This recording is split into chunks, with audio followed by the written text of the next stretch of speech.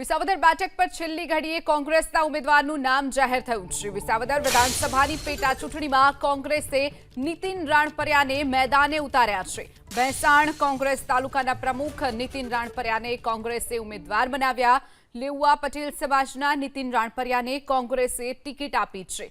Visavadar youth કોંગ્રેસના પ્રમુખ પણ તેઓ રહી ચૂક્યા છે। નીતિન રાણપરિયા જિલ્લા પંચાયતના સભ્ય પણ રહી ચૂક્યા છે।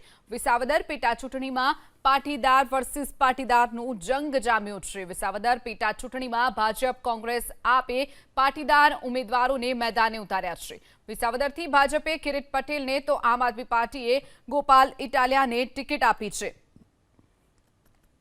તો વિસાવદરમાં ત્રિપાંખીયો જંગ જામવાનું છે। તેની વચ્ચે તમામે પોતાના ઉમેદવારોના નામ જે જાહેર કર્યા છે, તમામ પાટીદાર ઉમેદવાર જાહેર કર્યા છે। વિસાવદર બેઠક પર છેલ્લી ઘડીએ કોંગ્રેસે પોતાના ઉમેદવારનું નામ જાહેર કર્યું। કોંગ્રેસ ભાજપના ઉમેદવાર જાહેર થાય તેની રાહ જોઈ રહી હતી। ત્યારબાદ આજે વહેલી સવારથી જ કોંગ્રેસે પોતાના જે ઉમેદવાર છે તેમનું નામ જાહેર કર્યું છે। નીતિન રાણપરિયા જેની ઉપર તેમણે પસંદગીનો કળશ ઢોળ્યો છે।